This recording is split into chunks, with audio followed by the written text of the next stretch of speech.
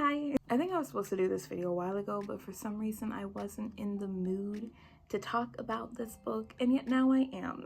So while I'm in the midst of editing my old videos from that Italy trip, I wanted to talk about Island of the Blue Dolphins by Scott Odell. So I have a tendency of maybe over moralizing or coming up with lessons that I've gotten from books, but it's how I deal with books. It's how I understand them. And the best way to put it came from this movie called Arabian Nights. It was a TV miniseries from the year 2000, one of my favorite movies. And there's a moment where one of the characters says, "We need stories more than bread itself. They teach us how to live." So for me, whenever I read a story or watch a movie, listen to music, I feel like I'm taking other people's lessons and morals and I'm learning from them without having to go through everything that they suffered. That's kind of how I take it. So when I am watching shows or movies, I'm taking things away from them in hopes that I can have a better understanding of life and how to live life. Sometimes I do go overboard, but deal with me. So I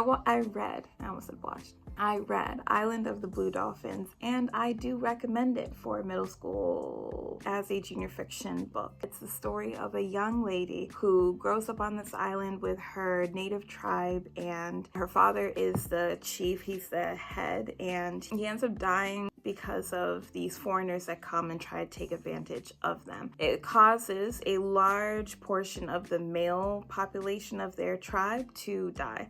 And so they decided they're going to go away. The ship comes, but her brother gets left behind accidentally, so she hops into the ocean to stay behind with him. What ends up happening, spoiler, he dies and she's trapped on that island by herself. And she thinks her family survived and made it to the place where they were going, only to find out way down the line that they did not make it. That ship did not make it.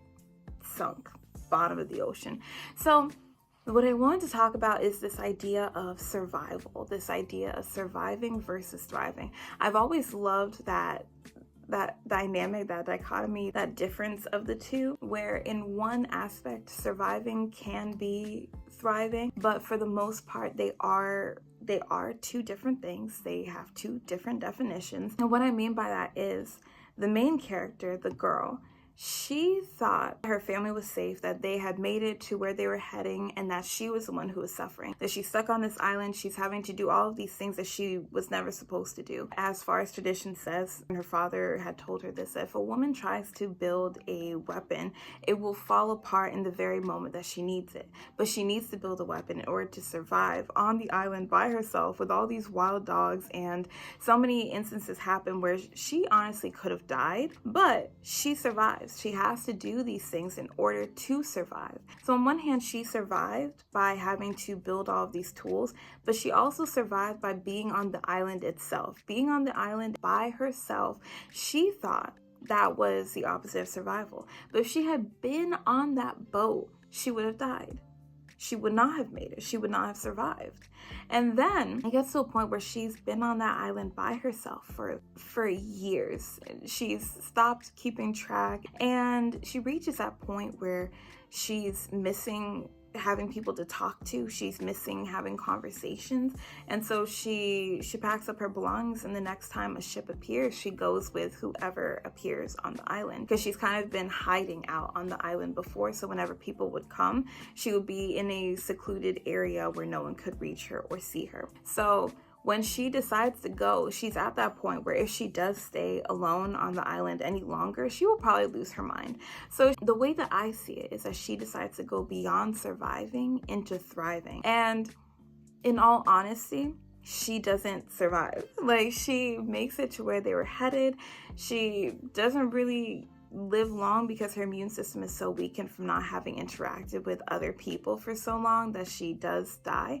But when I think about it, I look at it as, in a way, she was thriving, because if she had chosen surviving, doing the thing that would keep her alive longest, I don't think she would have been living her best life, living in the way that she actually desired to live. She had reached a point where she didn't want to just live. She wanted to live a life where she interacted with other people, where she could see different things and new things. But yeah, I don't know. It's something that I'm always thinking about and debating in my head, and how in my own life there are things that at the time, I thought I was suffering and I thought that I was going through the worst of it, only to look back and realize that no, you were surviving. That if you had gone down the other route, it would have been so much worse. And what you actually went through was better for you. And then also living to the fullest, or doing things in a way where I will fully be happy, will be the opposite of what other people would expect. I hope I'm making sense. But what I'm trying to say is there's a difference between surviving and thriving. And for both of them, it can look different from what you expect. Yeah. But yeah, let me know what you think. If you've read Island of the Blue Dolphins, I would love to hear your thoughts, but also just your thoughts on surviving versus thriving. All right, off I go now. Bye-bye.